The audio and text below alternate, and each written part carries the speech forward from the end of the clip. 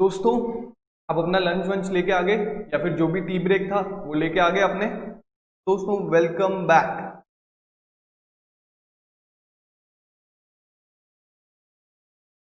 हमने ब्रेक पे जाने से पहले क्या क्या पढ़ा? सर, लॉ क्या होता है, लॉ क्यों बनता है, लॉ कैसे बनता है। और ब्रेक में जाने से पहले मैंने आपको कहा था कि हम अभी अपने सिलेबस में घुसने वाले। तो मैंने आपको स्टार्टिंग में ही बता दिया था कि हम कौन कौन से एक्ट पढ़ेंगे। सबसे पहला एक्ट जो हम पढ़ेंगे जो बहुत इंटरेस्टिंग है, और क्यों इंटरेस्टिंग है वो भी मैं बताता हूँ। सबसे पहला एक्ट जो हम पढ़ेंगे वो हम पढ़ेंगे इंडियन कॉन्ट्रैक्ट एक्ट। क्या पढ़ेंगे हम? Indian contract act 1872। ये बच्चों, क्या पढ़ने वाले हम? Indian contract act 1872। अब सर, ये इंटरेस्टिंग क्यों है इतना? बच्चों, बहुत सारे एक्ट्स हैं इंडिया में। टेररिज्म एक्ट है, इंडियन पेनल कोड है, डाउरी एक्ट है, मोटर व्हीकल्स एक्ट है, बहुत कुछ है। लेकिन आप हर दिन तो ये नहीं सुनते ना, आपके नेबर में कहीं टेररिस्ट अटैक हो गया, कहीं आपके एरिया में मर्डर हो गया, कहीं कोई डाउरी का केसेस आ गया, तो आप हर दिन टेररिज्म प्रिवेंशन एक्ट या फिर डाउरी प्रिवेंशन एक्ट या फिर इंडियन पेनल कोड, ये सब तो हर दिन नहीं पढ़ते। लेकिन आप हर दिन ये जरूर करते हैं, आप अपने कॉलेज या स्कूल से निकलते हैं तो दुकान में जाते हैं, बोलते हैं भैया 10 रुपए का चॉकलेट दीजिए, तो वो 10 रुपए लेके आपको चॉकलेट दे देता है। तो ये एक कॉन्ट्रैक्ट है। क्या सर, ये कॉन्ट्रैक्ट है? हाँ दोस्तों, ये कॉन्ट्रैक्ट है। फिर आप चॉकलेट लेके बस पे चढ़ जाते हो, बस आपको आपके घर तक छोड़ देती है, फिर आप बस वाले को पैसा दे देते हो। दोस्तों, ये भी एक कॉन्ट्रैक्ट है। तो हर एक चीज जो आप करते हो वो सब कुछ कॉन्ट्रैक्ट है। आप अपने दोस्त को पैसे देते हो उधार पे और उसको बोलते हो बाद में रिपे कर देना, ये भी एक कॉन्ट्रैक्ट है। हर एक चीज कॉन्ट्रैक्ट है। ये दोस्तों, ये इतना इंपॉर्टेंट एक्ट है। जब आप जो भी कर रहे हैं, कुछ भी ट्रांजैक्शन कर रहे हैं, नॉर्मल ट्रांजैक्शन में इंडियन कॉन्ट्रैक्ट एक्ट लग जाता है आप पे। अब हम इस एक्ट में सर क्या क्या जानेंगे? हम जानेंगे जो आप कॉन्ट्रैक्ट कर रहे हो वो वैलिड है या नहीं, कैसे एक कॉन्ट्रैक्ट बनता है, कि कितने तरीके के कॉन्ट्रैक्ट्स होते हैं, और भी बहुत कुछ। दोस्तों, जैसे जैसे हम पढ़ते जाएंगे वैसे वैसे आपको मजा आता जाएगा। तो सबसे पहले इंडियन कॉन्ट्रैक्ट एक्ट 1872 की मैं कुछ हिस्ट्री बता देता हूं आपको। पहले क्या होता था? बहुत पहले, 1872 के बहुत पहले बार्टर सिस्टम चलता था।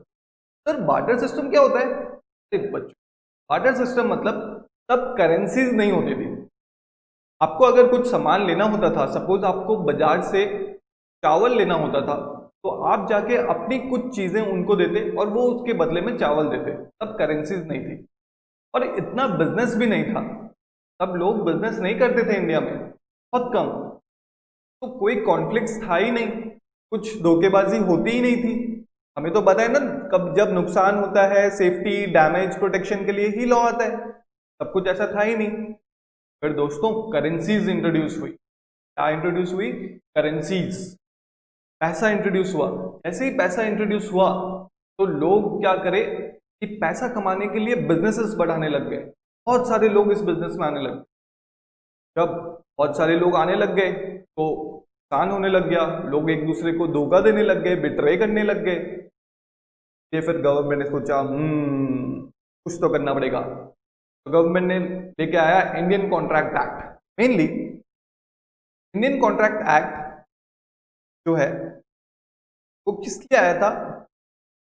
बिजनेसेस जो है सीज हो रही थी, ये इंडियन कॉन्ट्रैक्ट आया था। इंडियन कॉन्ट्रैक्ट एक्ट में लिखा हुआ है कि एक बिजनेस ट्रांजैक्शन कब वैलिड है, कब वैलिड नहीं है। Not only business, each and every transaction.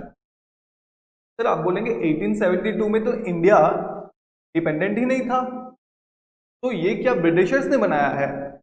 हाँ दोस्तों, आप बोल सकते हो कि ये जो लॉ है ये ब्रिटिशर्स ने बनाया है। लेकिन सर, क्या ये ब्रिटिश पार्लियामेंट में बना है? अगर ब्रिटिश पार्लियामेंट में बना है तो इंडिया में कैसे एप्लीकेबल है? नहीं दोस्तों, नहीं। ये जरूर तब फॉरेनर्स हम पे रूल करते थे, ब्रिटिशर्स रूल करते थे, लेकिन ये बना इंडियन पार्लियामेंट में ही है, ये बना इंडियन पार्लियामेंट में ही है दोस्तों, ठीक है। तो अभी हमने क्या जान लिया, इंडियन कॉन्ट्रैक्ट एक्ट क्यों आया, कैसे आया। अब इंडियन कॉन्ट्रैक्ट एक्ट का सब जो पहला सेक्शन है, सेक्शन 1, ये होता है short title and commencement.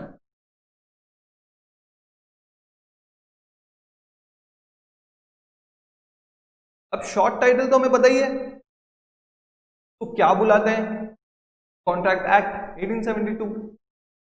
Commencement की बात करते हैं, कब ये एक्ट आया था इन फोर्स, क्या आया था, 1 सितंबर 1872। कब आया था ये, 1 सितंबर 1872।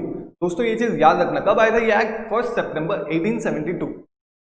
और एक इंटरेस्टिंग फैक्ट बताऊं, जब से ये एक्ट आया है अभी तक इसमें कुछ अमेंडमेंट्स नहीं आए हैं, कुछ भी अमेंडमेंट्स नहीं आए हैं।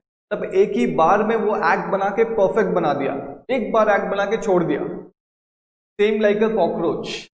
आपको पता है दोस्तों कॉकरोच के बारे में, कॉकरोच जब से आया है इस दुनिया में उसका कुछ भी चेंज नहीं हुआ है, उसका शेप, टेक्सचर या फिर कुछ भी उसका इवोल्यूशन हुआ ही नहीं है अभी तक।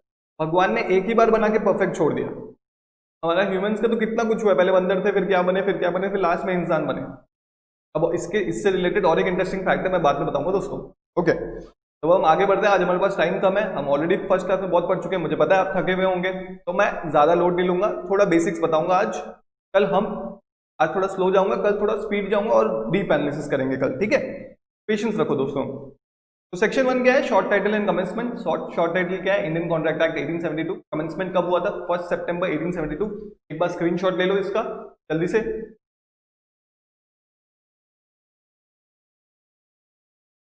ले लिया दोस्तों, चलो इसके बारे में और कुछ बताता हूं मैं।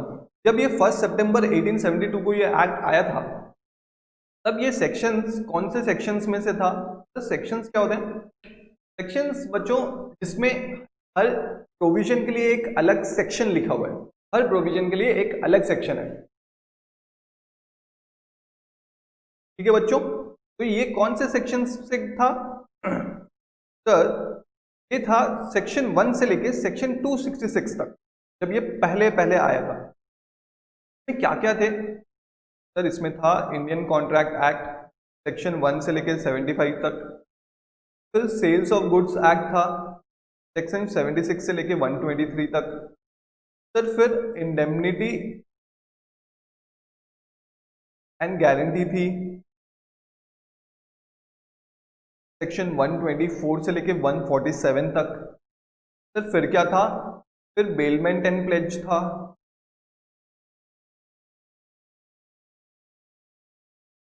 वन 148 से लेके 181 तक। फिर क्या था, एजेंसी थी, एजेंसी कब से कब तक थी, 182 से लेके 238 तक। फिर क्या था, पार्टनरशिप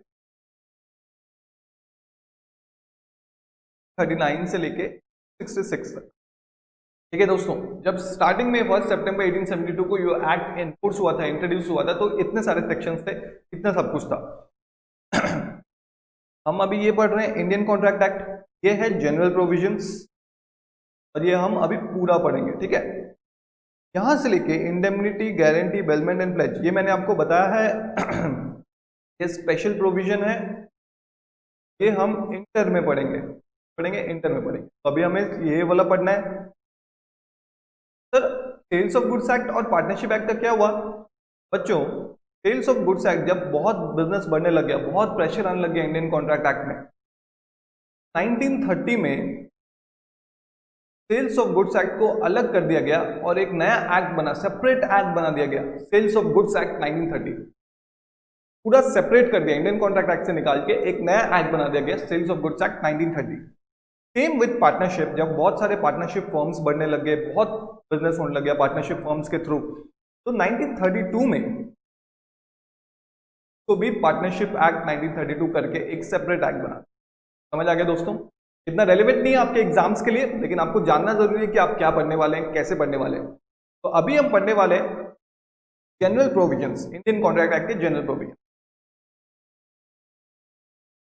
तो दोस्तों आपको पता है कि हम कैसे पढ़ते हैं, मैं ब्रेक के पहले आपको बता चुका हूं कि सबसे पहले हम इनिशियल समरी बनाएंगे, उसके बाद भीतर एक एक कॉन्सेप्ट्स को डीपली डिस्कस करेंगे, थोड़े फन वे में, थोड़े सीरियस वे में, जो सीरियस है वो सीरियस वे में, फन वे में जो फन है। फिर उसके बाद हम केस लॉज पढ़ेंगे, जो भी केस लॉज हैं वो मैं आपको अच्छे से समझाऊंगा। और दोस्तों एक केस लॉज का चार्ट मेंटेन करेंगे जहां पे एक केस, सारे केस लॉज एक ही पेपर में या फिर 2 पेपर में आ जाए। कैसे मेंटेन करना है वो मैं जब पहला केस लॉ बताऊंगा तब आपको बताऊंगा। फिर उसके बाद फोर्थ में हम फाइनल समरी बनाएंगे। इनिशियल समरी में जो हमने हेडिंग्स लिखी होंगी, जो हम पढ़ने वाले हैं, उस हेडिंग्स को फिलअप करेंगे हम फाइनल समरी में। फिर उसके बाद हम क्वेश्चन आंसर डिस्कस करेंगे। सर क्वेश्चन आंसर्स भी डिस्कस करेंगे? हाँ बच्चों, सारे क्वेश्चन आंसर डिस्कस करेंगे।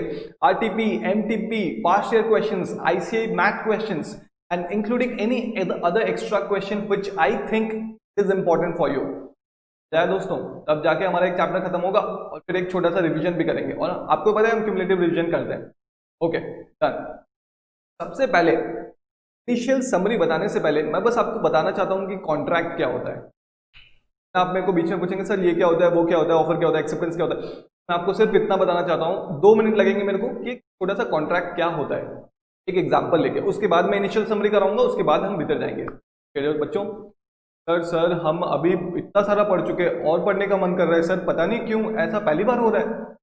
क्यों, अभी तो मजा आने वाला है। अब 3-3 घंटे बैठ जाओगे, आपको पता नहीं चलेगा। चलो, तो सबसे पहले हम देखते हैं कि कॉन्ट्रैक्ट क्या होता है।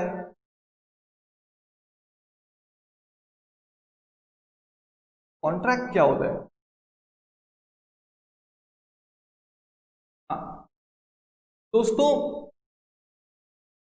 कॉन्ट्रैक्ट बताने से पहले मैं आपको एक चीज और जरूरी इंफॉर्मेशन जो देना भूल गया मैं आपको, वो था कि सर आप पूछेंगे सर हमें सेक्शंस याद करने जरूरी है क्या? तो दोस्तों if you ask me at C foundation level that whether you have to remember sections और not, then I would strongly say that ICAI doesn't recommend to remember the sections, not to write the sections. But यार दोस्तों याद करने में हर्जाई क्या है, 75 sections हैं, उसमें से मैं आपको 20 या 25 सेक्शंस जो इंपॉर्टेंट है, जिसमें से क्वेश्चंस आते हैं, वो याद कराऊंगा बस। अगर आप याद कर लिए तो आपको इंप्रेशन मार्किंग्स मिल सकती है, आपका इंप्रेशंस बढ़ सकता है। मान लो एग्जामिनर सुबह से घर पे उसके झगड़ा हो रखा है वाइफ के साथ, वो सुबह से कॉपी चेक कर रहा है, सब ऐसे ही लिख रखे हैं बिना बिना पॉइंट के, बिना सेक्शंस के, और उसके बाद आपकी कॉपी आती है, सेक्शन लिखा हुआ है, पॉइंट वाइज आंसर्स लिखे हुए हैं, कुछ तो इंप्रेशन जमेगा ना दोस्तों। बस हम उसी इंप्रेशन मार्किंग के लिए हम पढ़ेंगे सेक्शंस, सिर्फ 20-25 सेक्शंस, और उसको याद करने की जिम्मेदारी मेरी है, आपकी कोई जिम्मेदारी नहीं है। मैं आपको याद करा दूंगा, आपके दिमाग में रख जाएगा, आप जाके बोलेंगे सेक्शंस। चलो, तो एक कॉन्ट्रैक्ट क्या होता है? तो इंडियन कॉन्ट्रैक्ट एक्ट 1872 में, याद रखना है 1872, कहीं भी आप क्वेश्चन आंसर जब लिखेंगे, जब मैं आपको प्रेजेंटेशन बताऊंगा तो उसमें 1872 लिखना है, ठीक है। इंडियन कॉन्ट्रैक्ट एक्ट 1872 में सेक्शन 2H में, कौन सा सेक्शन? सेक्शन 2H में डिफाइंड है। कौन से सेक्शन में डिफाइंड है? सेक्शन 2H में डिफाइंड है। क्या है sir? An agreement enforceable by law is known as a contract.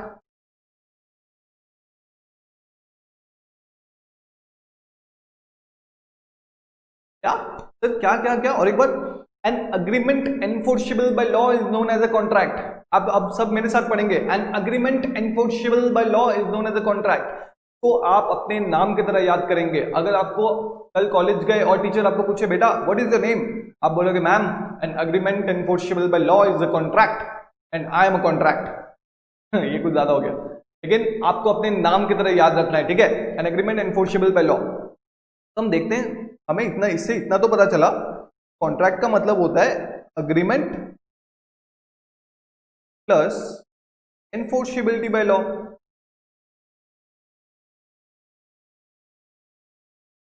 हाँ सर, ये तो पता चला, ये तो क्लियरली विजिबल है कि agreement plus enforceability by law एक कॉन्ट्रैक्ट होता है। सर अग्रीमेंट मतलब क्या होता है, एनफोर्सेबिलिटी बाय लॉ मतलब क्या होता है? तो हम दोस्तों एक एक करके देखेंगे। अग्रीमेंट मतलब क्या होता है सर? क्या हम जो सोच रहे हैं वही आप सोच रहे हैं? जब दो लोग किसी बात पे अग्री करते हैं उसको अग्रीमेंट बोलते हैं क्या? दोस्तों हाँ, आप सही सोच रहे हैं, वैसा ही कुछ, बट एक लीगल फॉर्म है इसका, अग्रीमेंट। जब दो लोग किसी बात पे अग्री करते हैं, कोई ट्रांजैक्शन होता है दोनों बीच में, तो उसको अग्रीमेंट बोलते हैं। सर हमें नहीं समझ आ रहा, हमें एक एग्जांपल बताइए सर। जरूर दोस्तों, चलो हम अब अग्रीमेंट का एक एग्जांपल लेते हैं। एक अग्रीमेंट कब बनता है? सबसे पहले यहाँ पे डेफिनेशन लिखा हुआ है, agreement enforceable by law is known as a contract. आपको याद हो गया नाम की तरह, मुझे पता है। चलो एक एग्जांपल लेते हैं। हाँ दोस्तों, ये आप हो, ये जो हो ये आप हो, और आपकी स्कूल की छुट्टी हुई और आपके स्कूल के सामने एक केक शॉप है। क्या है? Cake shop. ओके, तो आप क्या गए, स्कूल छुट्टी होने के बाद आपको बहुत केक खाने का मन किया, तो आप गए और उनको बोले कि I want to buy that chocolate cake of ₹10। मुझे वो चॉकलेट केक खरीदना है और मैं इसके बदले आपको 10 रुपए दूंगी। ओके डन, समझ आ गया? ये तो बहुत इजी है सर, ये तो क्या बता रहे हैं आप बच्चों, बस पेशेंस रखो। उसके बाद केक शॉप वाला बोलता है okay here is your cake in change of ₹10। Okay, ये रहा आपका केक, आप अभी मुझे 10 रुपए दे दीजिए। सिंपल। सबसे पहले आपने क्या किया, आपने उसको ऑफर दिया। क्या दिया? ऑफर। ऑफर दिया या फिर प्रपोज किया। दोस्तों प्रपोज का सिर्फ एक ही मीनिंग नहीं होता जो आप सोच रहे हैं, नहीं वो नहीं होता। प्रपोज मतलब ऑफर करना। Propose and offer are synonyms. Synonyms मतलब एक जैसे वर्ड है, सेम मीनिंग के वर्ड है, ठीक है। आपने केक शॉप को ऑफर किया कि I want to buy that chocolate of ₹10। फिर केक शॉप वाले ने आपने जो कहा उसको एक्सेप्ट किया। आपने ऑफर किया, केक शॉप वाले ने एक्सेप्ट किया। आपने ऑफर किया, केक शॉप वाले ने एक्सेप्ट किया। उसके बाद आप अपना केक ले लिए और उनको 10 रुपए दे दिए, तो बोलते हैं एक अग्रीमेंट। अब मैं बताता हूं आप कैसे। सबसे पहले आपने क्या किया, ऑफर किया, और फिर वो ऑफर सुन के एक्सेप्टेंस दिया, राजी हुआ, अग्री किया, ठीक है। Okay here is your cake in exchange of ₹10। ये लीजिए आपका केक और 10 रुपए मुझे दे दीजिए। दोस्तों ऑफर प्लस एक्सेप्टेंस, कोई ऑफर करता है और कोई एक्सेप्ट करता है, offer plus acceptance is known as agreement. जब दो लोग किसी एक ऑफर पे अग्री होते हैं, कोई एक बंदा ऑफर करता है और दूसरा एक्सेप्ट करता है, और उनके बीच में अग्रीमेंट बन जाता है कोई चीज करने के लिए, दोनों पे ऑब्लिगेशंस आ जाती है। पहले पे आई कि आप पे आई कि आप उनको 10 रुपए देंगे, और इन पे आई कि ये आपको केक देंगे। अगर ऑब्लिगेशंस आ जाती है तो उसको हम अग्रीमेंट बोलते हैं। सर हमें अग्रीमेंट तो समझ आ गया, offer plus acceptance equal to agreement. सबसे पहले हमने कॉन्ट्रैक्ट का डेफिनेशन क्या था, an agreement enforceable by law is known as a contract. फिर हमने देखा अग्रीमेंट क्या होता है, offer plus acceptance equal to agreement. दोस्तों हम एक एक चीज ध्यान से पढ़ेंगे ऑफर प्लस। अभी मैं बस इनिशियल समरी में आपको कोई प्रॉब्लम ना आए इसलिए मैं आपको कॉन्ट्रैक्ट का मतलब बता रहा हूँ, ठीक है। सर फिर आप बोलेंगे सर एनफोर्सेबिलिटी बाय लॉ का मतलब क्या होता है? दोस्तों वही सेम एग्जांपल, अगर मान लो आपने दुकानदार को 10 रुपए दे दिए, दुकानदार ने कहा मैं केक बना के ला रहा हूं और आपको दूंगा, आपने 10 रुपए दे दिए और दुकानदार आपके पैसे लेके भाग गया, पैसे लेके भाग गया, 10 रुपए लेके भाग गया, तो आपको गुस्सा आएगा। फिर अगर आप उसके अगेंस्ट केस कर सकते हो, कोर्ट में जा सकते हो, या फिर कोई लीगल एक्शन ले सकते हो, उसको हम बोलते हैं एनफोर्सेबिलिटी बाय लॉ। अगर मान लो आप केस कर ही नहीं सकते, आपका कोई इंटेंशन ही नहीं था लीगल ऑब्लिगेशन का, हमेशा याद रखना एनफोर्सेबिलिटी बाय लॉ जब भी वर्ड आए तो एक वर्ड हमेशा याद रखना, intention. Intention to create legal obligation.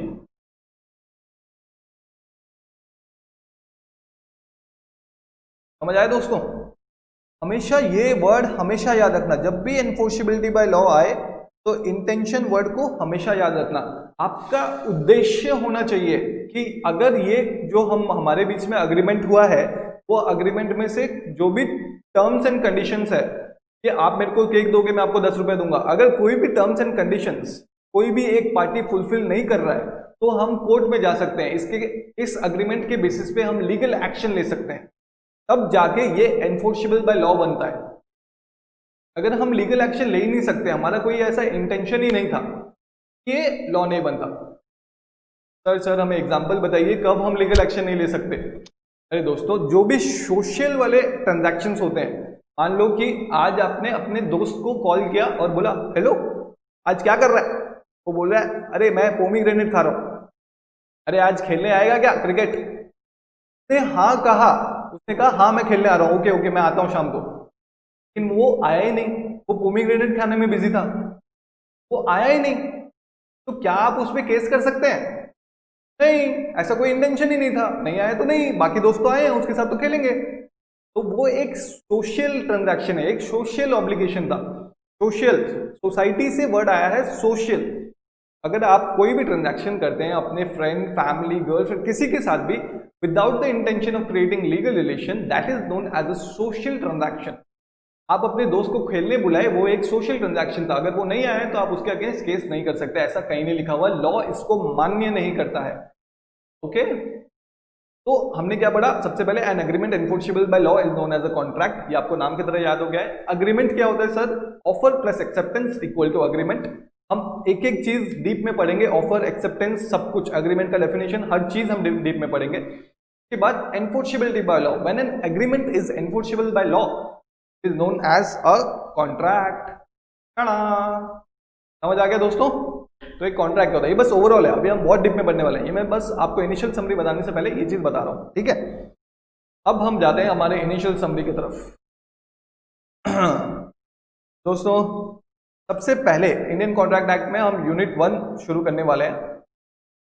ये आप मेरे साथ साथ कॉपी कीजिए। यूनिट 1 में है नेचर ऑफ कॉन्ट्रैक्ट्स, यूनिट 1 का नाम है। ओके सर, इसमें हम क्या क्या पढ़ने वाले हैं बताता हूं दोस्तों। हम 3 चीज पढ़ने वाले हैं। सबसे पहला, how a contract is made, एक कॉन्ट्रैक्ट कैसे बनता है।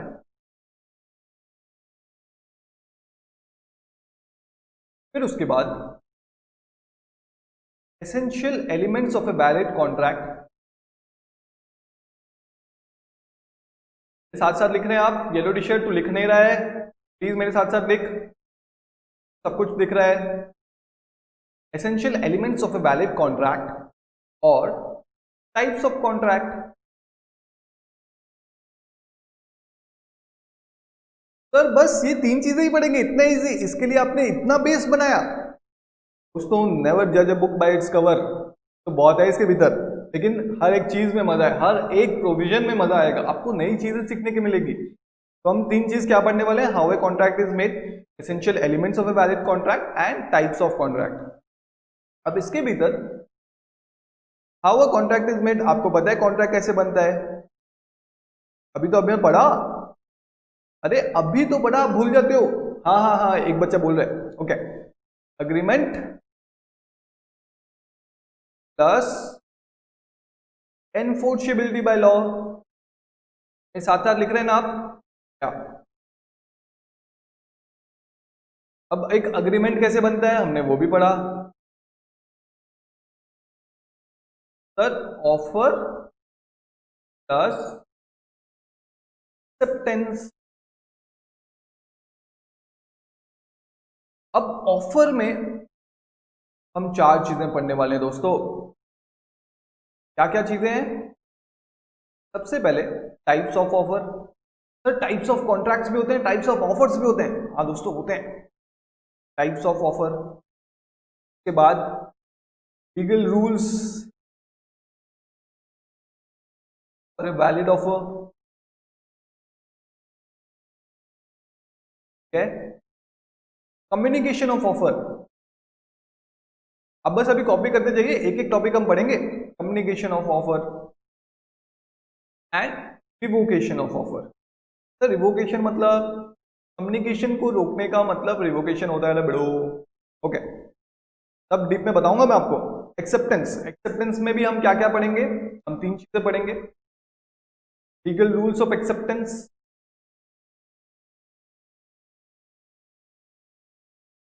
क्या पढ़ेंगे सर? कम्युनिकेशन ऑफ एक्सेप्टेंस और प्रोपोगेशन ऑफ एक्सेप्टेंस।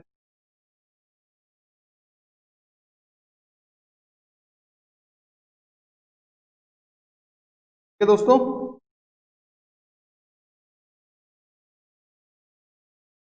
तो आप एक बार कॉपी कर लीजिए या फिर स्क्रीनशॉट ले लीजिए।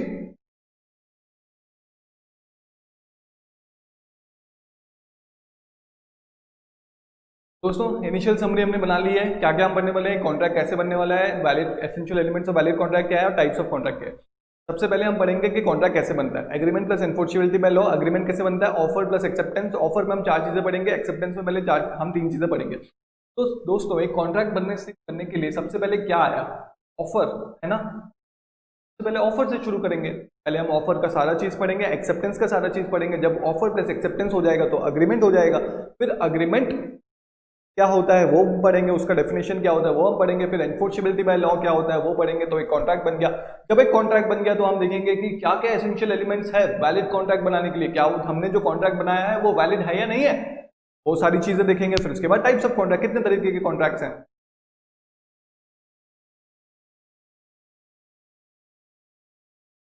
दोस्तों सबसे पहले हम पढ़ने वाले हैं ऑफर। एक ऑफर क्या होता है, हमने पहले देखा था एग्जांपल में कि आपने ऑफर किया था, तो वैसे ही एक ऑफर होता क्या है, इसका सेक्शन कैसे याद रखेंगे।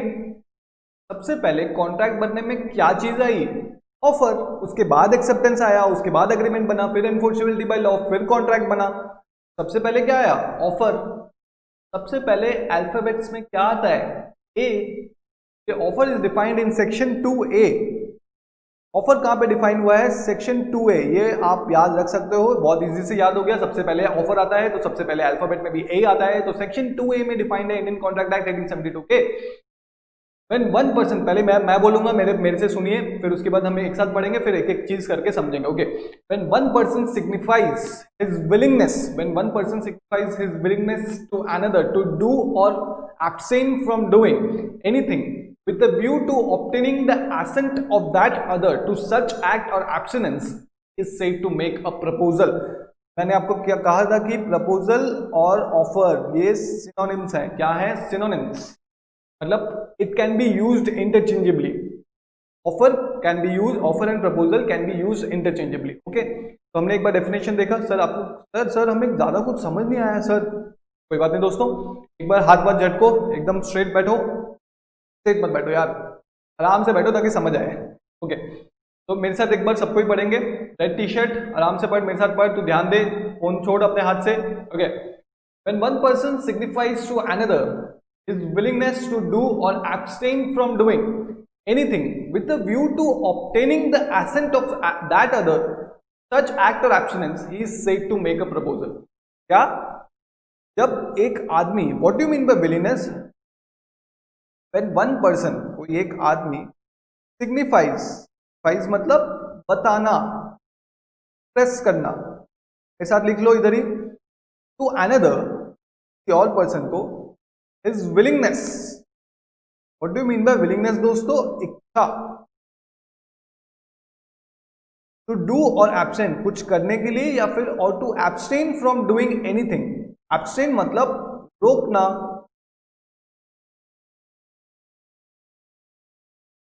टू डू मतलब करना, एब्सटेन मतलब रोकना, from doing anything with the view to obtaining the accent,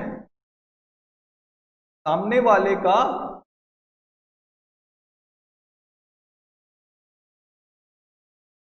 acceptance के लिए, of that other to such act or abstinence he is said to make a proposal or offer। तो दोस्तों याद आ गया, एक बार मेरे साथ बोलेंगे, हम ये डेफिनेशन याद करेंगे।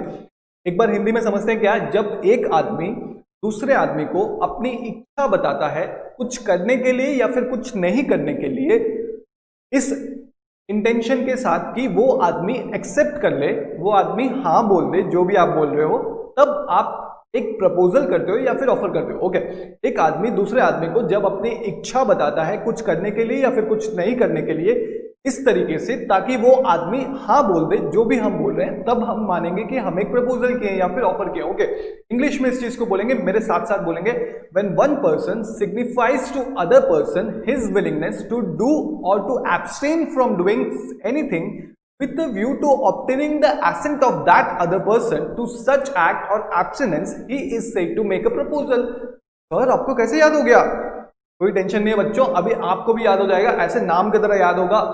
एक बार लास्ट हम बोलेंगे फिर आगे बढ़ेंगे, ठीक है। डेफिनेशन में क्या, ऑफर का डेफिनेशन किस में डिफाइंड है? सेक्शन 2A में डिफाइंड है। सेक्शन 2A हम कैसे याद रखेंगे? ऑफर, सबसे पहले कॉन्ट्रैक्ट बनने के लिए क्या आता है? ऑफर आता है। सबसे पहले अल्फाबेटिकल ऑर्डर में क्या आता है? ए आता है। तो सेक्शन 2A स्मॉल ए में डिफाइन करेंगे। हम थोड़े स्टाइलिश हैं, कर्सिव में लिखते हैं तो स्मॉल में लिखते हैं। ए सेक्शन 2A में डिफाइन करेंगे, when one person signifies to other his willingness to do or abstain from doing with a view to obtaining the assent of that other person to such act or abstinence, he is said to make a proposal or offer। क्या क्या दोस्तों, मजा आ रहा है? Sir हमें तो याद हो गया डेफिनेशन। दोस्तों हर एक चीज याद हो जाएगी आपको, हर एक चीज याद हो जाएगी, और सिर्फ याद नहीं होगी, समझ में भी आएगा। और जरूरी नहीं है, एक बच्चों के दिमाग में एक बहुत बड़ा कंफ्यूजन रहता है कि सर हमें क्या लीगल टेक्स्ट लिख के आना है एग्जाम में? बच्चों आप डेफिनेशन चेंज कर दोगे क्या?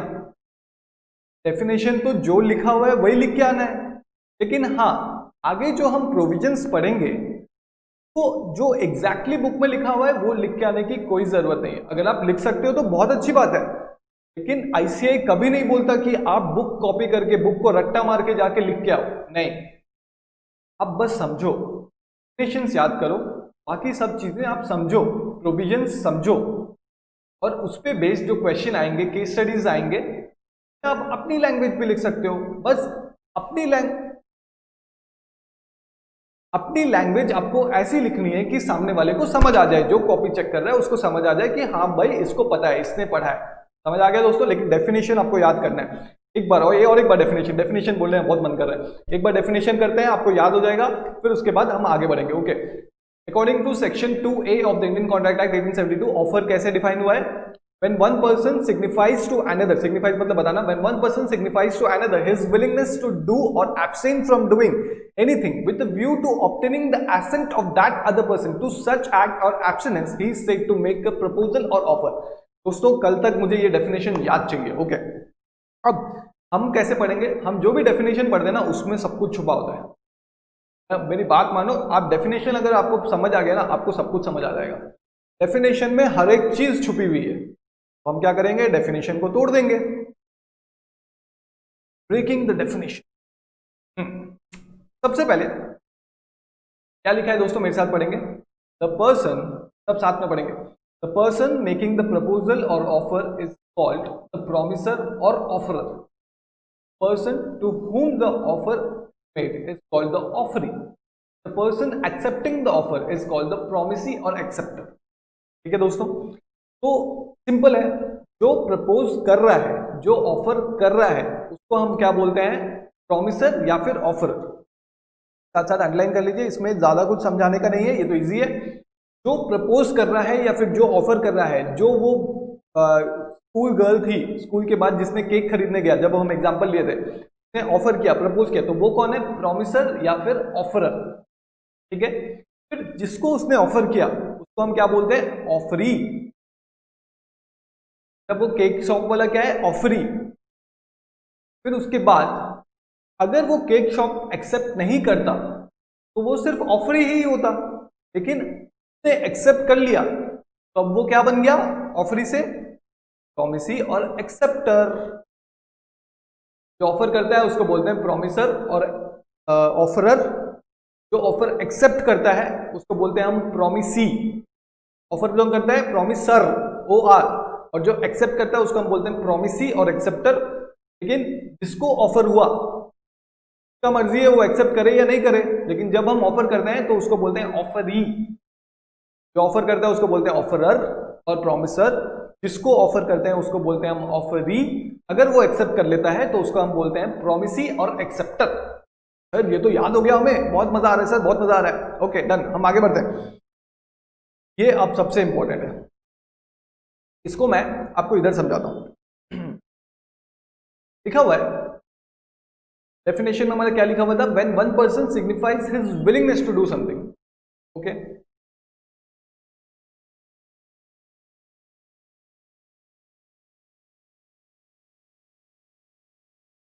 सबसे पहले आप अपने किसी को इच्छा जताते हो तो उसको एक ऑफर मानते हैं एक बंदे को, लेकिन mere expression of willingness,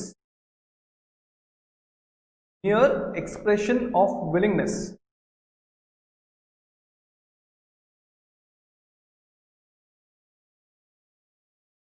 is not an offer.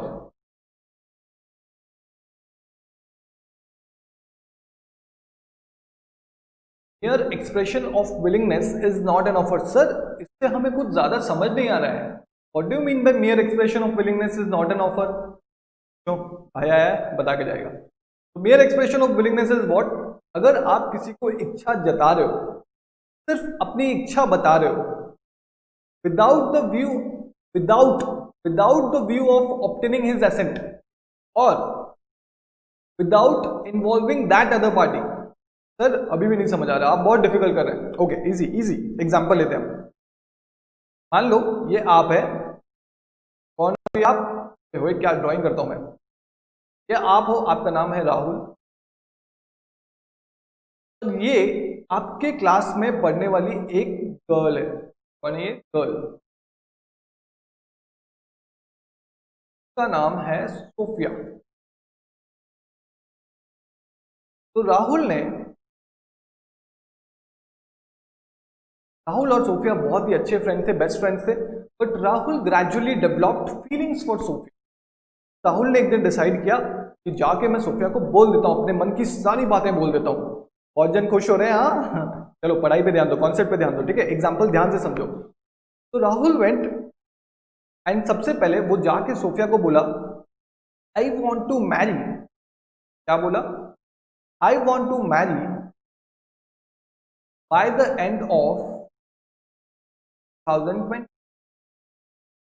Sophia को, उसको बहुत डर लग रहा था। उसने पहले सोफिया को जाके कहा, यार सोफिया, वो दोनों बेस्ट फ्रेंड थे तो सब कुछ शेयर करते थे, यार सोफिया मैं सोच रहा हूं मैं 2020 के एंड तक शादी कर लूं। बस इतना ही कहा। क्या ये सोफिया के लिए ऑफर है? क्या उसने कहा सोफिया मैं तुमसे शादी करना चाहता हूं? नहीं ना, उसने तो सिर्फ कहा कि हाँ मैं शादी करना चाहता हूं। से करना चाहता हूं, क्या कैसे करना चाहता हूं, कुछ नहीं कहा उसने। क्या ये एक ऑफर है सोफिया के लिए? नहीं, उसने तो सिर्फ अपनी इच्छा जताई कि मेरे को 2020 के एंड तक शादी करनी है। उसने किसी को ऑफर किया क्या? नहीं किया, बस अपनी इच्छा बताई। आप अकेले बैठते हो, आप बोलते हो यार काश मेरे पास वो गाड़ी होती, ये तो आपकी इच्छा है ना, आप किसी को बोल थोड़ी रहे हो। आप अपने पापा को जाके बोले पापा मेरे को गाड़ी चाहिए, नहीं बोले ना, आप ऐसे बैठे बैठे हाँ यार काश मेरे पास भी वो गाड़ी होती। बस एक मियर एक्सप्रेशन ऑफ विलिंगनेस है। जो राहुल ने सोफिया को जाके कहा कि मैं शादी करना चाहता हूं bye the end of 2020, it is N मियर expression of willingness. उसने सिर्फ अपनी इच्छा जताई, सोफिया को कोई ऑफर नहीं किया। और जब तक ऑफर नहीं होता तब तक एक्सेप्टेंस नहीं होगा, जब तक एक्सेप्टेंस नहीं होगा तब तक एग्रीमेंट नहीं होगा, एग्रीमेंट नहीं हुआ तो एनफोर्सेबिलिटी बाय लॉ का सवाल ही नहीं उठता और कॉन्ट्रैक्ट का भी सवाल नहीं उठता। तो ये इंडियन कॉन्ट्रैक्ट एक्ट के बाहर है। तो वही चीज लिखी होगी, मैं आपको लीगल टेक्स्ट में पढ़ाऊंगा, मियर expression of willingness is not an offer. हमेशा ये चीज ध्यान में रखना। वहीं पे अगर यहां पे राहुल ने कहा होता I want to marry, Rahul ने क्या कहा होता? I want to marry you. Rahul ने कहा होता I want to marry you. फिर राहुल ने उधर ही कह लिया होता कि I want to marry you Sophia by the end of 2020। तब जाके ये एक ऑफर होता। When one person signifies to another person his willingness to do, और पर्सन को उसने सिग्निफाई किया कि मैं तुमसे शादी करना चाहता हूं बाय द एंड ऑफ 2020, तो ये सोफिया के लिए एक ऑफर है। अब सोफिया पे डिपेंड करता है सोफिया उसको एक्सेप्ट करती है या नहीं करती। लेकिन प्रेजेंट सिनेरियो में राहुल क्या है? ऑफरर। क्या है? ऑफरी। जब सोफिया एक्सेप्ट कर लेगी तो वो बन जाएगी एक्सेप्टर। और प्रॉमिसर। राहुल क्या है? Officer, sorry promisee, sorry, and Rahul क्या है? प्रॉमिसर। समझ आ गया दोस्तों? आपको ये चीज समझ आ गई? हम एक बार लीगल टेक्स्ट देखेंगे, एक बार इसका स्क्रीनशॉट ले लीजिए, अगर कहीं भी जगह मिले तो वो लिख लीजिएगा ये चीज। ले लिए स्क्रीनशॉट? स्क्रीनशॉट लेने में इतना टाइम लगता है? हाँ, जल्दी लो, जल्दी जल्दी जल्दी, फिर आपको एक इंटरेस्टिंग फैक्ट भी तो बताऊंगा। बस डेफिनेशन कंप्लीट करते हैं, फिर एक इंटरेस्टिंग फैक्ट, फिर नेक्स्ट टॉपिक पे पढ़ेंगे। ओके, आज हम ज्यादा नहीं पढ़ेंगे, आज थोड़ा सा पढ़ेंगे, नेक्स्ट क्लास में बहुत ज्यादा पढ़ेंगे डीपली। आज आप बहुत थक गए हैं, मुझे पता है, आप बहुत चीजें सीखे हैं आज पहली बार। स्क्रीनशॉट ले लिया? ओके, चल तो एक बार हम मेरे साथ साथ पढ़ेंगे सेकेंड वाला point. For a valid offer the party making it must express his willingness to do or not to do something. एक वैलिड ऑफर के लिए जो पार्टी कर रहा है उसने अपनी इच्छा जतानी चाहिए सामने वाले को, to do or not to do something. Okay, फिर यहाँ पे अगर मैं आपकी जगह होता तो मैं हाईलाइट कर लेता, here expression of willingness does not constitute an offer. मैंने अभी एग्जांपल लिया था, चलो एग्जाम्पल नीचे जो दिया हुआ है वही सेम एग्जाम्पल मैंने लिया था। हम एक बार एग्जाम्पल पढ़ते हैं। Where A tells B that he desires to marry by the end of 2017, it does not constitute an offer. उसने सिर्फ अपनी इच्छा जताई कि 2017 के एंड तक वो शादी करना चाहता है, बट किससे क्या, कुछ नहीं। Does not constitute an offer of marriage to A, marriage by A to B. तो वो एक ऑफर नहीं है, B के लिए एक ऑफर नहीं है A की तरफ से। Therefore, to constitute a valid offer, expression of willingness must be made to obtain the assent of the other.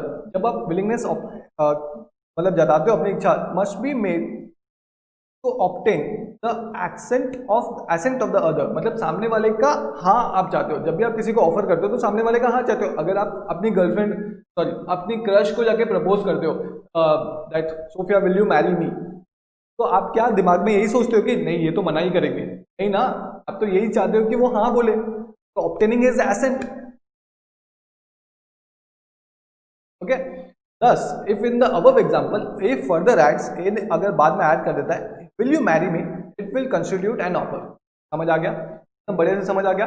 पहले सबसे पहले हमने ऑफर का डेफिनेशन पढ़ा, फिर उसके बाद दो पार्ट में उसको अभी तक तोड़ दिया है, और दो पार्ट पढ़ेंगे, फिर उसके बाद एक क्यूमुलेटिव छोटा सा रिवीजन, उसके बाद आगे बढ़ेंगे। ओके, थर्ड में क्या आता है? ऑफर जो है वो पॉजिटिव हो सकता है या फिर नेगेटिव हो सकता है। ठीक है, अब हम इधर समझेंगे offer can be positive and negative. Third point है ये,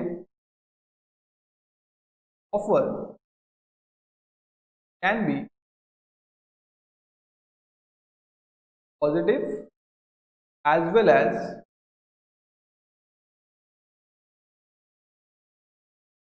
मैं बहुत स्लो जा रहा हूं ताकि आपको बेसिक्स पूरे अच्छे से समझ आए, आपको कोई टेंशन ही ना हो। फिर आप अगर आज अच्छे से सुन लिए ना, थोड़ा सा बोरिंग लगेगा, थोड़ा सा पेशेंस रखना पड़ेगा। अगर आज अच्छे से सुनना, बाकी सारे क्लासेस इतने इंटरेस्टिंग बना दूंगा, आप बोलेंगे सर मजा आ गया। Offer can be positive as well as negative. Okay, सबसे पहले पॉजिटिव का एग्जांपल लेते हैं।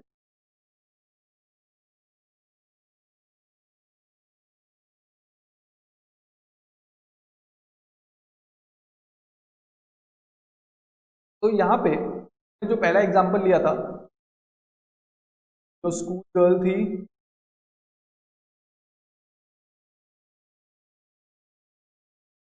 केक शॉप में केक खरीदने के लिए ऑर्डर दिया, बाय केक ऑफ ₹10। ने कहा कि मैं आपको ऑफर करती हूं कि आप मुझे केक दीजिए, मैं उसके बदले आपको ₹10 दूंगी। ये एक पॉजिटिव है। Buying cake from A cake shop, exchange of ₹10 is a positive offer. अब नेगेटिव की बात करते हैं। ये जो है ये मैं हूं, कौन है ये? हाँ, ये मैं हूं विशाल, और ये जो है ये साहिल सर है। कौन है? साहिल सर। अब मैंने साहिल सर से लोन लिया था, बहुत पहले लोन लिया था, 6 महीने पहले। साहिल सर को कहा था कि मैं 6 महीने में लोन रिपे कर दूंगा, I will pay loan in months लेकिन दोस्तों 6 महीने हो गए और मैंने साहिल सर को रिपे ही नहीं किया। तो साहिल सर गुस्से में आ गए, साहिल सर गुस्से में आके कोर्ट जाने लग गए मेरे अगेंस्ट केस करने के लिए। ये दोस्तों ध्यान से सुनना, मेरे अगेंस्ट केस करने के लिए साहिल सर कोर्ट में जाने लग गए। लेकिन मैंने साहिल सर को यहीं पे रोक लिया। मैंने कहा साहिल सर आप मेरे अगेंस्ट केस फाइल मत कीजिए, मेरे को बस और 2 महीने का टाइम दे दीजिए, लॉकडाउन है, कुछ कमाई नहीं है, प्लीज साहिल सर समझिए, मैं आपके पैसे एक एक पैसे इंटरेस्ट के साथ लौटा दूंगा। साहिल सर ने कहा अच्छा ओके ठीक है डन, 2 महीने का समय और दिया। दोस्तों ये एक नेगेटिव ऑफर है। मैंने साहिल सर को रोका मेरे अगेंस्ट केस फाइल करने के लिए। रोकना मतलब क्या था? Abstain. I abstain Sahil sir from filing a case against me. I abstained Sahil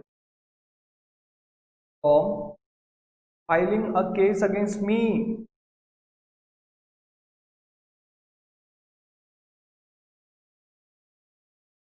ये एक नेगेटिव कंसिडरेशन। तो ऑफर जो है वो पॉजिटिव भी हो सकता है, वो नेगेटिव भी हो सकता है। पॉजिटिव का अगर और एग्जांपल लो, आप किसी को बोलते हैं कि तू मेरे लिए नोटबुक ले आ, मैं तेरे को इतने रुपए दूंगा, तो ये पॉजिटिव है। अगर आप नेगेटिव में बोलते हो कि किसी की शादी तोड़वानी है, आपको किसी का ब्रेकअप करवाना है, तो उसके बदले अगर आप किसी को पैसे दे रहे हो तो वो एक नेगेटिव ऑफर है। अब आप बोलेंगे सर ये तो सोशल हो गया ना। बच्चों वो सब हम बाद में देखेंगे, अभी मैं बस एग्जाम्पल के लिए आपको समझा रहा हूँ। बाद में हम देखेंगे कि वो सोशल है या फिर लीगल है, एनफोर्सेबल है या नहीं, कॉन्ट्रैक्ट बनता है या नहीं। ये सिर्फ एग्जाम्पल्स है। ओके, एक बार स्क्रीनशॉट ले लो इसका। मेरी हैंडराइटिंग के लिए मेरे को थोड़ी माफ करना, आप अच्छे से लिखना। ओके, तो अभी तक हमने 3 चीज देख ली है। सबसे पहले जो ऑफर करता है उसको हम प्रोमिसर या फिर ऑफरर बोलते हैं। जिसको ऑफर करते हैं वो उसको ऑफरी बोलते हैं, और जो एक्सेप्ट करता है, अगर ऑफरी एक्सेप्ट करता है तो उसको एक्सेप्टर या फिर प्रोमिसी बोलते हैं। तो इसके बाद सेकंड में देखा कि मियर expression of willingness is not a valid contract. सिर्फ अपनी इच्छा जताना विदाउट सामने वाले का कंसेंट लेने के इच्छा के बिना, तो ऑफर किए बिना, तो वो एक वैलिड ऑफर नहीं है। फिर थर्ड में हमने देखा कि ऑफर पॉजिटिव हो सकता है, नेगेटिव भी हो सकता है। टू डू और एब्सटेन फ्रॉम डूइंग समथिंग, यहाँ पे आप ये भी लिख सकते हैं टू डू और एब्सटेन।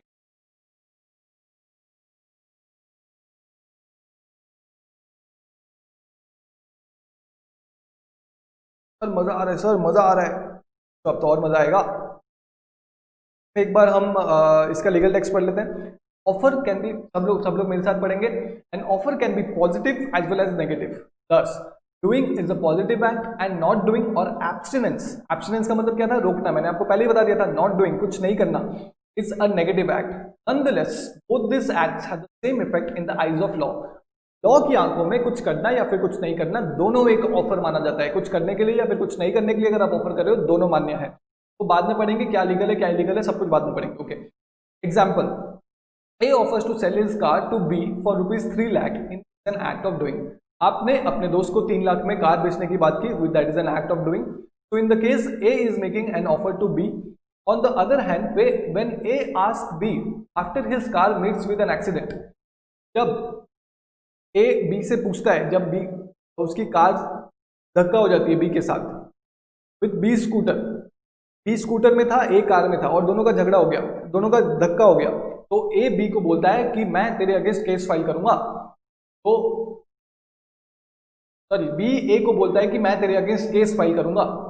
तो ए ने बी को कहा कि यार प्लीज मेरे अगेंस्ट केस फाइल मत कर, जितना भी तेरा जुर्माना है, जितना भी तेरा नुकसान हुआ है, जितना भी एक्सीडेंट का लॉस है, वो सब मैं बियर करूंगा।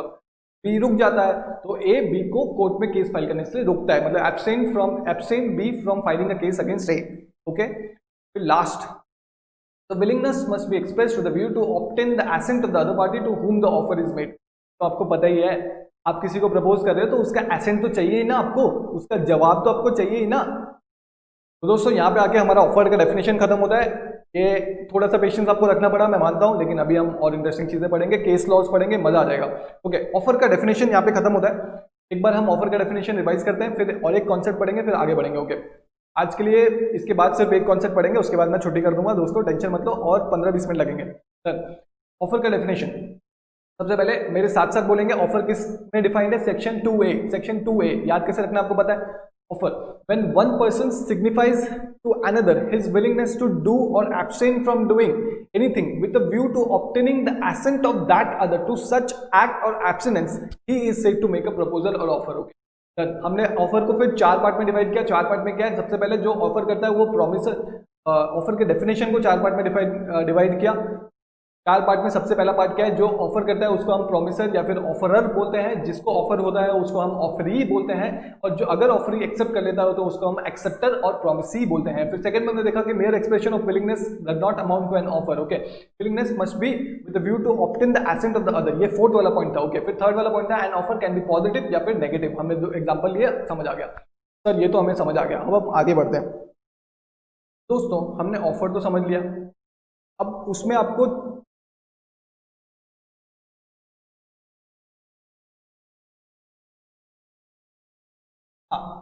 तो हमने ऑफर तो समझ लिया, में हमने आगे क्या लिखा था जब हम इनिशियल समरी बनाए थे, types of offer, legal rules of offer, communication of offer, revocation of offer. हाँ, तो अभी हम पढ़ेंगे टाइप्स ऑफ ऑफर। सर उसके पहले आप एक इंटरेस्टिंग फैक्ट बताने वाले थे, वो बताइए ना प्लीज। तो अभी नहीं, अभी थोड़ा पढ़ लेते हैं, बहुत अच्छा फ्लो बने। नहीं सर, नहीं सर, हम बहुत पढ़ चुके हैं, अभी आप पढ़ाइए, फिर तभी हम आगे पढ़ेंगे, नहीं तो नहीं पढ़ेंगे। आखिर में सर को फिर से बच्चों के सामने अपने हथियार डालने पड़े। ठीक है दोस्तों, बताता हूं कि आपको क्या पता है, बहुत अच्छा इंटरेस्टिंग फैक्ट है, ध्यान से सुनो। आपको पता है कि cockroaches can survive nuclear wipe out, मतलब अगर कोई न्यूक्लियर अटैक करता है तो सारे इंसान मर जाएंगे, लेकिन कॉकरोचेस को सिर्फ एक झटका लगेगा। सपोज हिरोशिमा नागासाकी का इमेजिन करो, उधर अमेरिका ने बॉम्ब डाला, न्यूक्लियर बॉम्ब, सारे इंसान मर गए और कॉकरोच ऐसे सोया हुआ था, उसको झटका लगा, अरे अरे ये क्या हो गया, कौन भूकंप आया क्या? Cockroach is so powerful.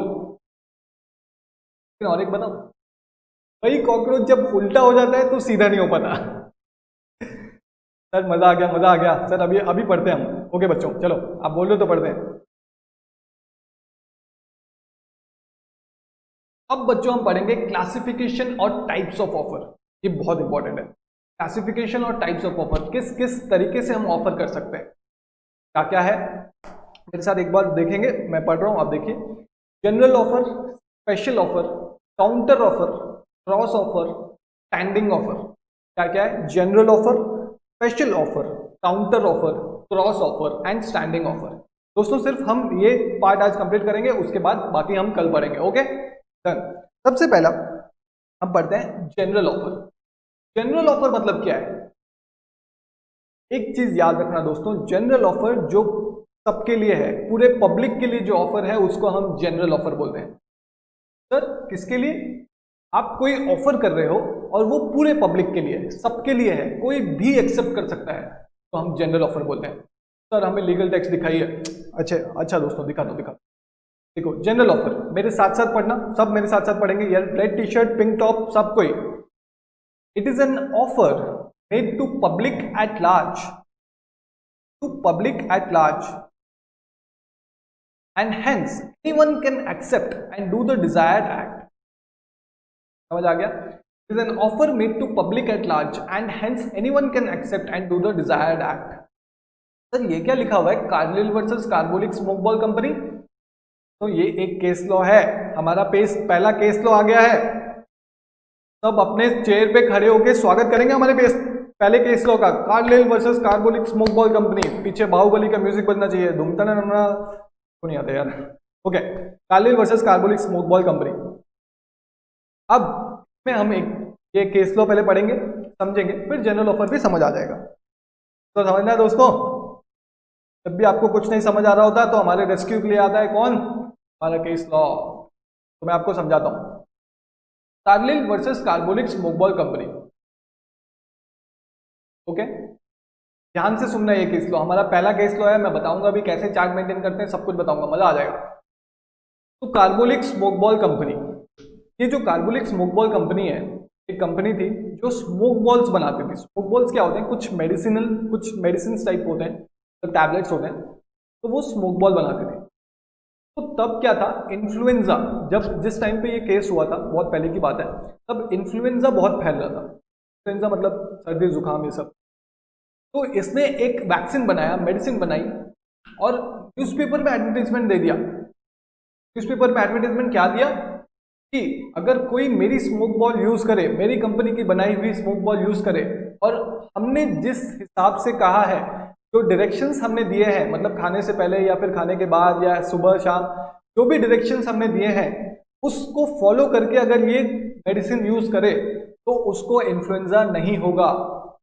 क्या एडवर्टाइजमेंट दिया उसने न्यूज़पेपर में कि अगर कोई भी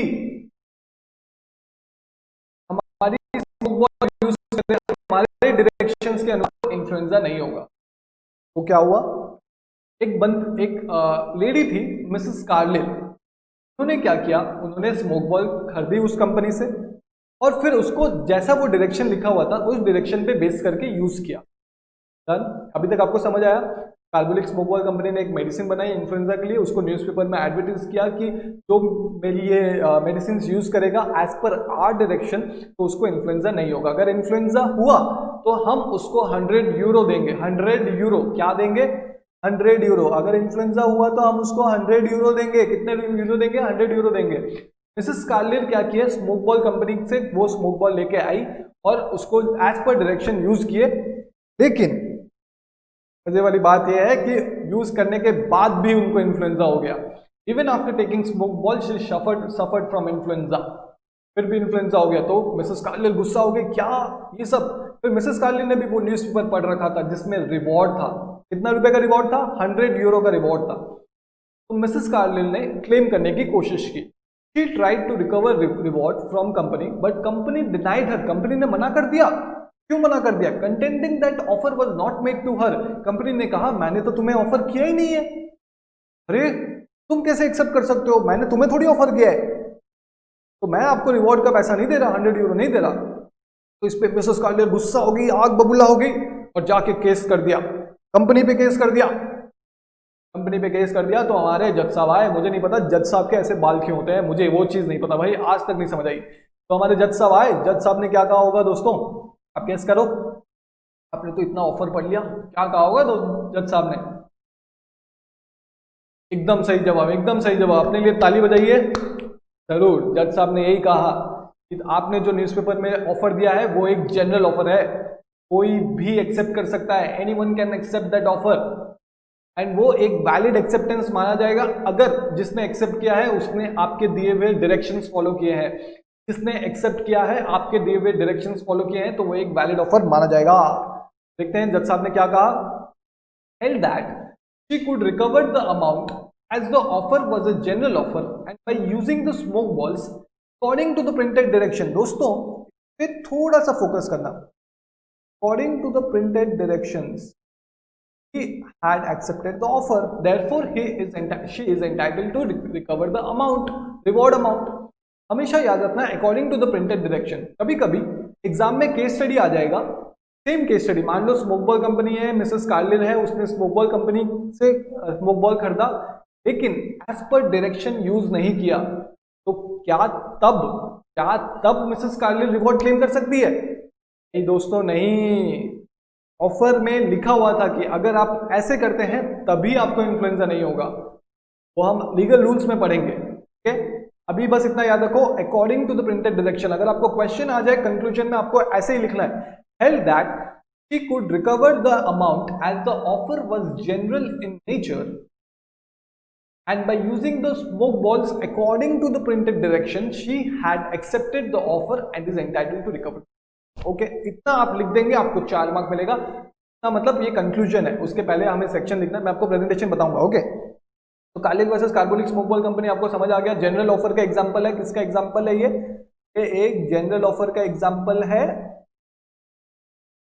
तो इसमें क्या है, सबसे पहले कार्बोलिक स्मोक बॉल कंपनी एक मेडिसिन बनाती थी, उसने मेडिसिन बनाया और इन्फ्लुएंजा को ट्रीट करने के लिए उसमें एडवर्टाइजमेंट कर दिया न्यूज़पेपर में कि कोई भी ये कार्बोलिक स्मोक बॉल यूज करेगी और अपने हमारे डायरेक्शंस के हिसाब से यूज करेगी तो इसको इन्फ्लुएंजा नहीं होगा। मिसेस कार्लिन ने खरीदा और उनके डायरेक्शंस के हिसाब से यूज किया, फिर भी उनको इन्फ्लुएंजा हो गया।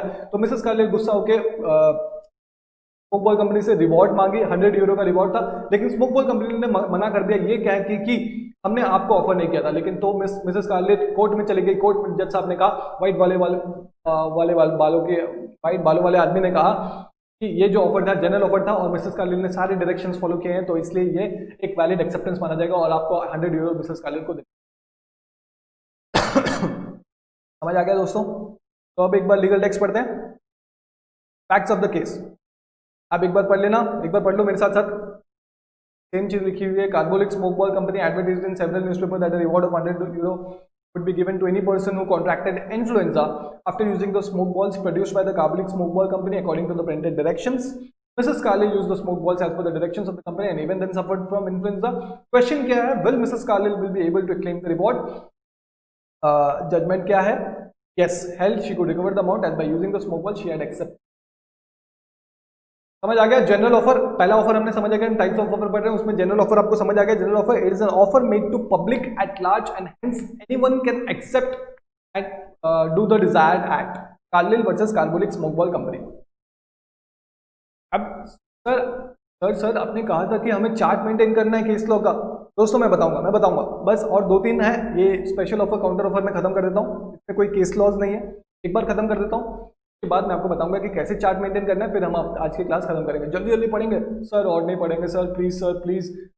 बच्चों कल तुम्हारे मम्मी पापा का फोन आया था, सर आप तो पढ़ाते ही नहीं, जल्दी छोड़ देते हैं। सर हम मम्मी पापा को मना लेंगे। नहीं बच्चों, नहीं, आज मैं आपकी नहीं सुनूंगा, मैं हमेशा अपने हथियार डालता हूँ, आज नहीं।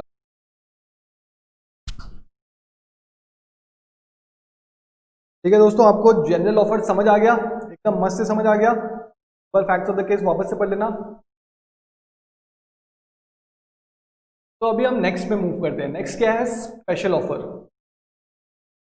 सर स्पेशल ऑफर ये क्या होता है बच्चों? जनरल क्या होता है? जब आप पूरे पब्लिक को ऑफर करते हो, कोई भी एक्सेप्ट कर सकता है, तो वो जनरल ऑफर है।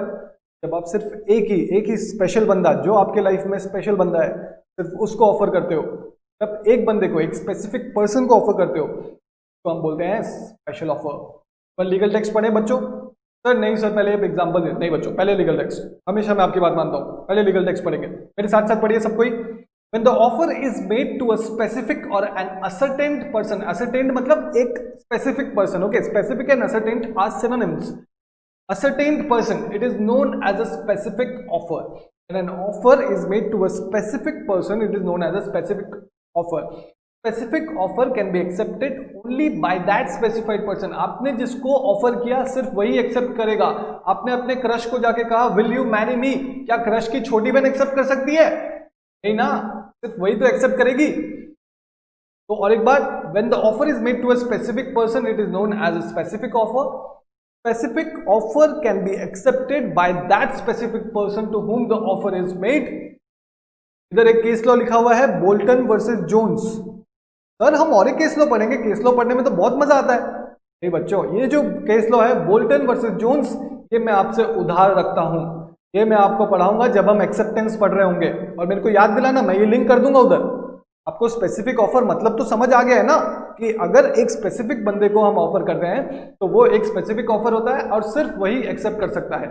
में एक केस लॉ है बोल्टन वर्सेस जोन्स, लेकिन ये मैं अभी आपको नहीं पढ़ाऊंगा, ये मेरा उधार है आपसे, मैं भी आपसे कुछ उधार ले सकता हूं, तो एक्सेप्टेंस में पढ़ाऊंगा मैं। हम एग्जांपल देखते हैं। A offers to sell his car to be at a certain cost. मान लो ये साहिल सर है, साहिल सर के पास एक नैनो है, साहिल सर वो नैनो मेरे को बेचना चाहते हैं, विशाल सर को बेचना चाहते हैं, विशाल सर को। तो साहिल सर ने मेरे को ऑफर किया, will you buy it, will you buy it for ₹30,000। तो ये तो साहिल सर ने मुझे ऑफर किया, विशाल सर को ऑफर किया, हो सकता है वो दिवस सर को 50,000 में दे, मुझे 30,000 में दे रहे हैं। तो ये जो 30,000 वाला ऑफर है उनका कार खरीदने का, क्या वो दिवस सर एक्सेप्ट कर सकते हैं? नहीं, सिर्फ मैं एक्सेप्ट कर सकता हूं, सिर्फ विशाल सर एक्सेप्ट कर सकते हैं। कि बच्चों समझ आ गया? अब और एक चीज, ये आप ध्यान से लिखना, ये जो मैं अभी बताने वाला हूं ये एक लैटिन वर्ड है, और कब लैटिन वर्ड यूज करना है नहीं करना है ये सब चीज मैं आपको बताऊंगा, लेकिन ये आपको याद होना चाहिए। स्पेशल ऑफर को हम बोलते हैं जस इन पर्सोनम। क्या बोलते हैं? लैटिन वर्ड क्या है? जस इन पर्सोनम। कोई भी आपको स्पेशल बोले, आप बोलना जस इन पर्सोनम। आज अपनी गर्लफ्रेंड को जाके बोलना तू मेरे लिए जस इन पर्सोनम है। क्या है? जस इन पर्सोनम। फिर उसके बाद अगर स्पेशल ऑफर के लिए कोई लैटिन वर्ड है तो क्या जनरल ऑफर के लिए नहीं होगा? वो तो बुरा मान जाएगा ना, पक्का होगा उसके लिए भी। तो जनरल ऑफर के लिए एक बार हम जाके उधर लिखते हैं, जनरल ऑफर के साइड में आप लिख दीजिए just in RAM.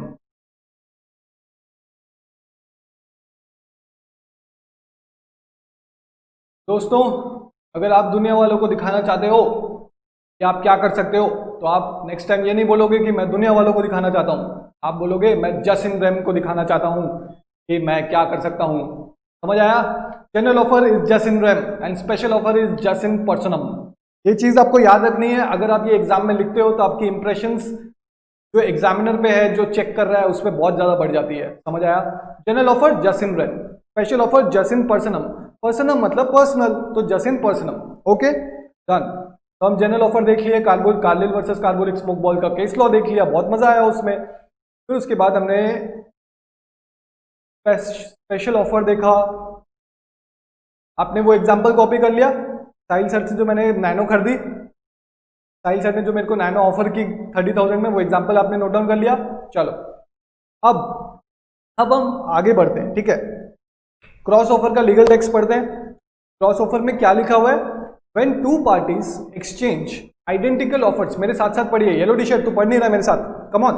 When two parties exchange identical offers in ignorance, ये वर्ड हमेशा याद रखना, in ignorance of the time of each other's offer, in ignorance at the time of each other's offer, the cross offers are called, the offers are called cross offers. Okay, when two parties exchange identical offers at the ignorance at the time of the offer are called cross offers. There is no binding contract in such a case because offer made by a person cannot be construed as acceptance of the another's offer. Sir ये तो कुछ समझ ही नहीं आ रहा हमें, ये सब क्या लिखा हुआ है, कौन सा लैंग्वेज है, इंग्लिश तो लग ही नहीं रहा हमें। बच्चों और एक बार लीगल टेक्स्ट पढ़ते हैं, मैं फिर आपको अच्छे से समझाऊंगा। Okay, when two parties exchange identical offers in ignorance at the time of each other's offer, the offers are called cross offers. There is no binding contract in such a case because offer made by a person cannot be construed as acceptance of the another's offer. चलो दोस्तों मैं आपको समझाता हूँ। अच्छा एक minute दोस्तों, हमारे स्टूडियो में आज दिवस सर आए हुए हैं, मैं एक बार उनको बुला के लाता हूँ। आप एक मिनट रुकिए, आप बस हाय बोल देना उनको, ठीक है? एक मिनट दोस्तों।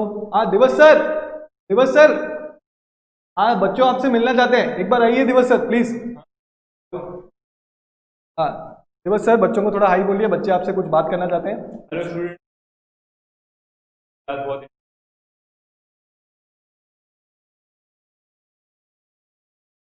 आज आप बहुत दुखी लग रहे हैं, क्या बात है? नैनो कार है, बिकती नहीं। अरे सर आप नैनो बेचेंगे मुझे? खरीदेंगे क्या? ये तो क्रॉस ओवर हो गया फिर। बच्चों ये है क्रॉस ऑफर। मैंने दिवस सर को कहा कि सर आप मुझे नैनो बेचेंगे, उसी समय मेरा ऑफर सुने बिना दिवस सर ने कहा सर आप मेरी नैनो खरीदेंगे। तो दिवस सर ने भी मेरे को ऑफर किया और मैंने भी दिवस सर को ऑफर किया। किसी ने एक्सेप्ट किया क्या? नहीं दोस्तों, किसी ने एक्सेप्ट नहीं किया। ये दोनों ऑफर है, इग्नोरेंस। और एक बार हम अभी लीगल टेक्स्ट पढ़ते हैं। When two parties exchanged identical offers, identical offers था, मैं दिवस सर को सेम चीज बोला कि सर आप मेरी नैनो, सर आप मुझे नैनो बेचेंगे क्या? दिवस सर ने मुझे सेम चीज कहा, सर आप मेरी नैनो खरीदेंगे क्या? तो आइडेंटिकल ऑफर आपको समझ आ गया, सेम ऑफर। फिर उसके बाद इन ignorance at the time of each other's offer, हमने एक दूसरे का ऑफर इग्नोर किया, हमने सेम टाइम पे एक दूसरे को सेम ऑफर दिया। तो क्या मेरा ऑफर दिवस सर के ऑफर के लिए एक्सेप्टेंस माना जाएगा? नहीं, क्योंकि मैंने भी तो ऑफर किया, मैंने उनका ऑफर सुने बिना ही उनको दूसरा ऑफर दिया, मतलब सेम ऑफर दिया। क्या दिवस सर का ऑफर मेरे ऑफर के लिए एक्सेप्टेंस माना जाएगा? क्या मैं उनको एनफोर्स कर सकता हूं कि नहीं अभी तो आपने एक्सेप्ट कर लिया, आपको मेरे को कार बेचनी ही पड़ेगी? नहीं, क्योंकि दोनों ऑफर है और हमने देखा है कि अग्रीमेंट बनने के लिए ऑफर प्लस एक्सेप्टेंस होना चाहिए। जब यहाँ पे दोनों ही ऑफर है, एक्सेप्टेंस हुआ ही नहीं है, तो अग्रीमेंट कैसे बनेगा? कॉन्ट्रैक्ट तो बहुत दूर की बात है। समझ आया दोस्तों? तो और दिवस सर आप कुछ बोल रहे थे क्या? आप वो गाड़ी 50,000 में खरीदेंगे? सर 50,000 वो खटारे के लिए बहुत ज्यादा है सर। सर 40,000 में दीजिए सर, 40,000। अरे हाँ, हमारी तो बातों में ही सारे लॉ है बच्चों। इसके बाद जो हम पढ़ने वाले हैं काउंटर ऑफर। अगर आप एक ऑफर के कंडीशंस को तोड़ के अपने खुद के कंडीशंस रख देते हो तो ये एक काउंटर ऑफर होता है। दिवस सर ने मेरे को कहा कि क्या आप मेरी नैनो 50,000 रुपए में खरीदेंगे। मैंने कहा 50,000 नहीं 40,000 में खरीदूंगा। तो ये एक काउंटर ऑफर था दिवस सर को। दिवस सर आप आए, मेरे 2 कॉन्सेप्ट खत्म हो गए। Thank you Divas sir. सोच के बताता हूँ। पक्का पक्का बच्चों, दिवस सर को बाय बोल दो। Bye bye. Thank you Divas sir. तो बच्चों क्रॉस ऑफर और काउंटर ऑफर हमें बहुत अच्छे से समझ आ गया। जल्दी जल्दी हम एग्जांपल लिख लेते हैं। यहाँ पे क्रॉस ऑफर में मैं हूं यहाँ पे विशाल और यहाँ पे दिवस सर हैं। एट द सेम टाइम हमने आइडेंटिकल ऑफर्स दिए। मैंने क्या कहा दिवस सर को, आप मुझे नैनो बेचेंगे। दिवस सर ने उसी वक्त at same time in ignorance of my offer उन्होंने क्या किया, क्या आप मेरी नैनो खरीदेंगे।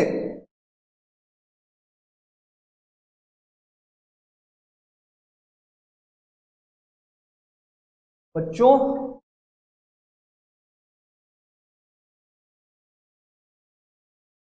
ये दोनों एक क्रॉस ऑफर था। दोनों ऑफर क्रॉस ऑफर जब क्रॉस होते हैं तो वो क्रॉस ऑफर होते हैं। ये दोनों एक्सेप्टेंस कुछ नहीं होता इसमें, क्योंकि दोनों तरफ से ऑफर ही आया है, एक्सेप्टेंस किसी तरफ से नहीं आया है। तो अभी हम एक बार लीगल टेक्स्ट पढ़ेंगे, फिर आगे बढ़ेंगे। लास्ट टॉपिक है, फिर हम अपना आज का सेशन खत्म करेंगे। Okay, cross offer when two parties exchange identical offers in ignorance at the time of each other's offer। when two parties मतलब यानी मैं और दिवस sir exchange identical offers। identical offer was will you sell me your nano and दिवस sir's offer was will you purchase my nano। identical offers in ignorance, हमने ignore किया एक दूसरे का offer at the time of each other's offer। Same time पे हम दोनों जब ऑफर करते सेम टाइम में एक दूसरे का ऑफर किया, इग्नोर करके एक दूसरे का offer, the offers are called cross offers। Okay done. फिर there is no binding contract in such a case because offer made by a person cannot be considered as acceptance of another's offer। Okay, तो मेरे लिए दिवस sir का जो offer था वो मैं एक्सेप्टेंस नहीं मान सकता, और ना ही दिवस सर मैंने जो ऑफर किया दिवस सर को वो एक्सेप्टेंस नहीं माना जाएगा। तो offer cannot be considered as acceptance. There is no binding contract, उन दोनों के बीच में कॉन्ट्रैक्ट नहीं है। क्यों कॉन्ट्रैक्ट नहीं है? क्योंकि एक एग्रीमेंट बनने के लिए ऑफर प्लस एक्सेप्टेंस चाहिए, इधर तो एक्सेप्टेंस हुआ ही नहीं है, तो कॉन्ट्रैक्ट की बात ही नहीं है।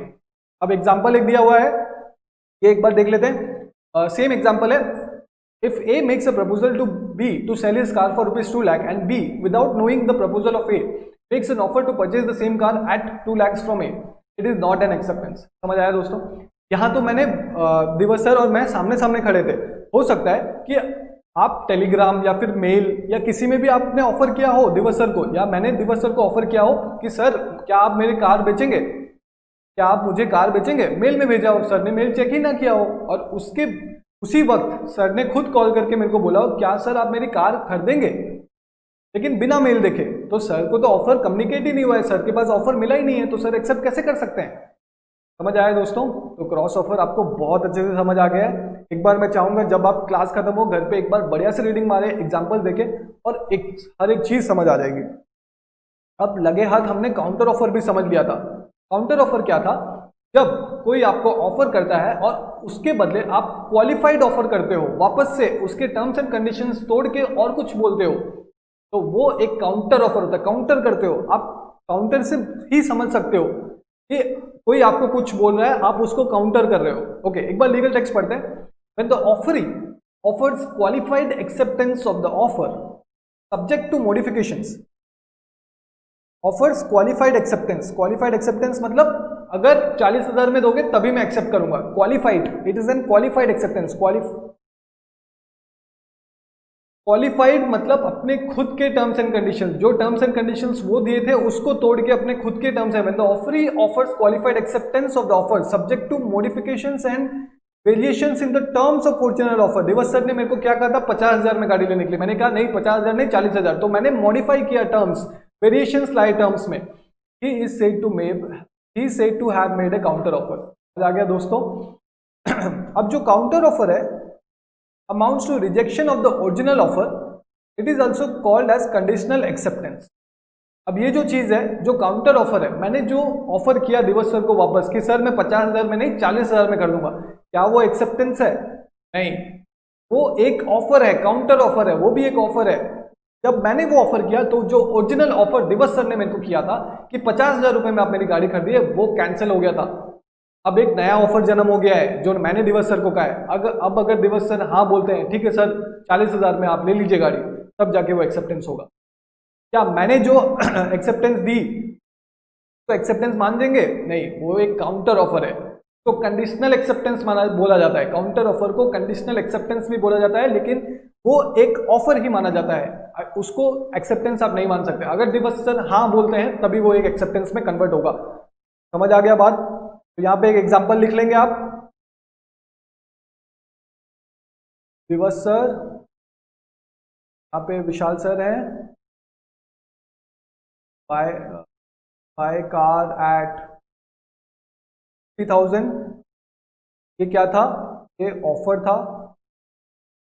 फिर मैंने कहा नो, बाय एट 40,000। ये क्या है? Counter offer. समझ आया? आप किसी ऑफर, ओरिजिनल ऑफर के अगर टर्म चेंज करते हैं और वापस से उसको बोलते हैं कि नहीं इसमें ये कंडीशंस होने चाहिए, तो हम काउंटर ऑफर बोलते हैं। अगर वो सामने वाला एक्सेप्ट करता है तब भी वो एक्सेप्टेंस माना जाता है। इफ दिवस accepts counter offer, then only will amount to acceptance and become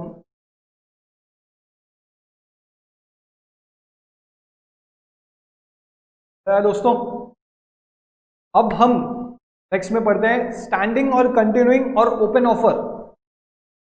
पर मेरे साथ लीगल टेक्स्ट पढ़ेंगे। An offer which is allowed to remain open for acceptance for a period of time is known as standing or continuing, और आप मेरे साथ नहीं पढ़ रहे हैं, और एक बार an offer which is allowed to remain open for acceptance over a period of time is known as standing or continuing or open offer। और एक बार, an offer which is allowed to remain open for acceptance over a period of time is known as continuing। आपको नाम से ही समझ आ रहा है, continuing, standing और open offer। जो हमने पहला एग्जांपल लिया था, केस लॉ हमने जो पहला देखा था Carlill versus Carbolic Smoke ball. तो कार्बोलिक स्मोक बॉल ने जो ऑफर दिया था न्यूज़पेपर में, वो जब तक वो विड्रॉ नहीं करती है, जब तक वो ऑफर विड्रॉ नहीं करती है वो स्मोक बॉल कंपनी, तब तक वो ऑफर एक स्टैंडिंग ऑफर है, एक कंटिन्यूइंग ऑफर है, एक ओपन ऑफर है, कोई भी एक्सेप्ट कर सकता है क्योंकि वो जनरल ऑफर था। अब वो स्टैंडिंग ऑफर है, अभी तक कंटिन्यू कर रहा है। मान लो अभी तक वो कंपनी ने विड्रॉ नहीं किया है, 20 साल पहले की बात है, अभी तक अगर विड्रॉ नहीं किया है तब भी वो एक स्टैंडिंग ऑफर माना जाएगा, एक कंटिन्यूइंग ऑफर माना जाएगा। इसका सबसे बेस्ट एग्जाम्पल है tenders. Tenders that are invited for supply of good is a kind of standing offer. ये चीज तो है। मान लो कोई रोड बनाने का टेंडर है। क्या बनाने का टेंडर है? रोड बनाने का टेंडर है। तो गवर्नमेंट क्या करती है, एक टेंडर निकालती है,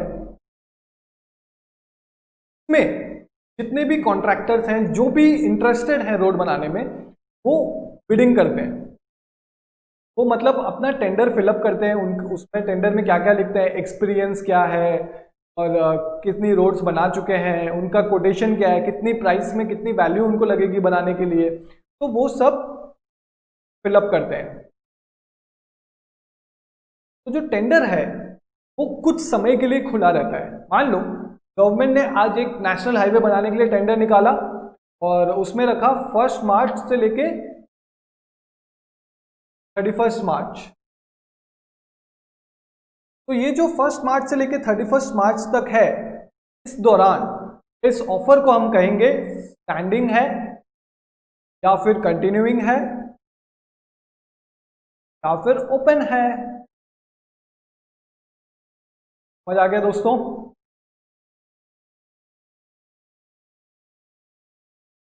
दोस्तों आपको ये चीज समझ आ गया स्टैंडिंग और कंटिन्यूइंग और ओपन ऑफर क्या होता है। जब एक ऑफर खुला होता है, एक ऑफर किसी के लिए भी एक्सेप्ट करने के लिए खुला होता है कुछ समय के लिए, वो जो समय के लिए वो खुला है जब तक वो विड्रॉ नहीं हुआ है उसको हम स्टैंडिंग और ओपन और कंटिन्यूइंग ऑफर बोलते हैं। तो दोस्तों और पढ़े आगे? सर नहीं सर, हम आज इतना पढ़ रहे हैं सर, प्लीज सर छोड़ दीजिए सर, घर में जाके खाना खाना है, भूख लग रही है सर। अरे मैंने आपको ब्रेक तो दिया ही था। नहीं सर फिर से भूख लग रही है सर। चलो ठीक है, आखिर में बच्चों के आगे सर को हार माननी ही पड़ी। तो आज हमने बहुत पढ़ा है बच्चों, एक बार बस 2 मिनट में क्विक रिवीजन। हमने क्या पढ़ा? सबसे पहले हमने देखा कि इंडियन कॉन्ट्रैक्ट का हिस्ट्री क्या है। जैसे बिजनेसेस बढ़ने लगे तो हम इंडियन कॉन्ट्रैक्ट एक्ट गवर्नमेंट लेके आई ताकि बिजनेसेस पे कंट्रोल कर सके या फिर नॉर्मल ट्रांजैक्शंस पे कंट्रोल कर सके कि क्या लीगल है, क्या वैलिड है, क्या इलीगल है, क्या किस तरीके से आप एक वैलिड कॉन्ट्रैक्ट बना सकते हैं, ये सब चीज़। फिर उसके बाद हमने सेक्शन 1 पढ़ा, short title and commencement. Short title Indian contract act 1872 बोलते हैं, उसको ही शॉर्ट टाइटल बोलते हैं। कमेंसमेंट 1 डे ऑफ सितंबर 1872 को ये एक्ट आया था। उसके बाद हमने पढ़ा कि सबसे पहले इनिशियल समरी देखी हमने क्या क्या पढ़ने वाले हैं। 3 चीजें मेन चीज पढ़ने वाले हैं। How a contract is made, essential elements of a valid contract and types of contract. Okay, contract कैसे बनता है हमने फिर वो देखा, एग्जांपल लिया वो बच्ची और केक शॉप वाला। कॉन्ट्रैक्ट कैसे बनता है, equal to offer an agreement enforceable by law, आपके नाम की तरह याद होना चाहिए। अग्रीमेंट कैसे बनता है, एक offer plus acceptance equal to agreement plus enforceability by law is known as a contract. Okay, फिर उसके बाद हमने ऑफर में मूव किया। ऑफर क्या होता है, ऑफर का डेफिनेशन हमने देखा। ऑफर के डेफिनेशन में क्या था, when one person signifies to another his willingness to do or to abstain from doing with the view to obtaining the assent of that other person to such act or abstinence is known as is he is said to make a proposal or offer. Offer का section 2A हम कैसे याद करेंगे, offer सबसे पहले आता है और अल्फाबेटिकल ऑर्डर में भी सबसे पहले ए आता है, तो सेक्शन 2A ऐसे हम याद करेंगे। उसके बाद ऑफर को हम डेफिनेशन को हमने 4 पार्ट में तोड़ा। सबसे पहला पार्ट था कि अगर जो ऑफर कर रहा है उसको प्रॉमिसर या फिर ऑफरर बोलते हैं, जिसको ऑफर कर रहा है वो ऑफरी बोलते हैं उसको। अगर वो ऑफरी एक्सेप्ट कर लेता है तो उसको एक्सेप्टर या फिर प्रॉमिसी बोलते हैं। फिर सेकंड में हमने देखा कि ऑफर जो है वो mere expression of willingness does not constitute an offer। अगर आप सिर्फ अपनी willingness एक्सप्रेस कर रहे हैं तो वो ऑफर नहीं होता है। फिर थर्ड में हमने देखा था कि offer can be positive as well as negative. Offer जो है वो पॉजिटिव हो सकता है, नेगेटिव हो सकता है। पॉजिटिव और नेगेटिव दोनों मैंने एग्जांपल दिए हैं। फिर उसके बाद फोर्थ में हमने देखा कि offer must be done with the view to obtaining the assent of the other person. सामने वाले का एसेंट के लिए ही हम ऑफर करते हैं। आप किसी अपनी गर्लफ्रेंड को प्रपोज करते हैं, ये नहीं कि वो ना बोल दे, वो हाँ बोलने के लिए ही आप प्रपोज करते हैं। ओके, फिर उसके बाद हमने देखा types of offer. Types of offer में हमने 5 चीजें देखी, general offer, special offer, counter offer, cross offer and standing offer. General offer just in rem, क्या है general offer just in rem, मतलब एक पब्लिक एट लार्ज को जब हम ऑफर करते हैं और वो पब्लिक एक्सेप्ट कर लेती है following the conditions we have prescribed, तो उसको हम जनरल ऑफर बोलते हैं। फिर उसके बाद सेकंड में स्पेशल ऑफर, अगर आप किसी एक स्पेसिफिक पर्सन को ऑफर कर रहे हो तो उसको हम स्पेशल ऑफर बोलते हैं, उसको लैटिन वर्ड है जस्ट इन पर्सनम। फिर उसके बाद क्रॉस ऑफर, काउंटर ऑफर हमने देखा। क्रॉस ऑफर, अगर सेम समय पे 2 ऑफर्स एक्सचेंज हो रहे हैं इन ignorance of each other offer, अगर सेम समय पे 2 लोग ऑफर एक्सचेंज कर रहे हैं इन ignorance of each other offer, तो उसको हम क्रॉस ऑफर बोलते हैं। वो दोनों ऑफर नहीं होता और कोई बाइंडिंग कॉन्ट्रैक्ट नहीं होता।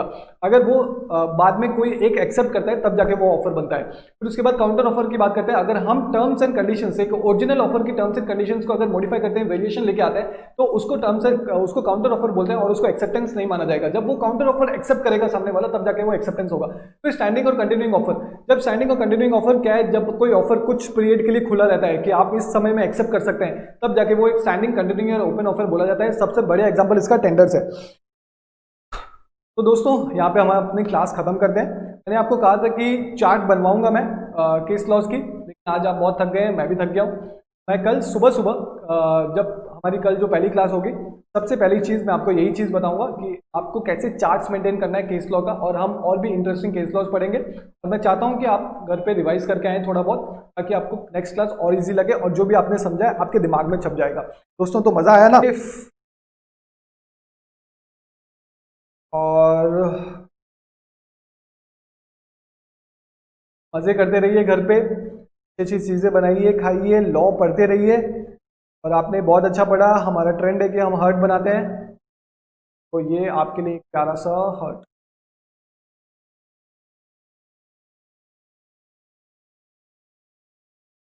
हाँ,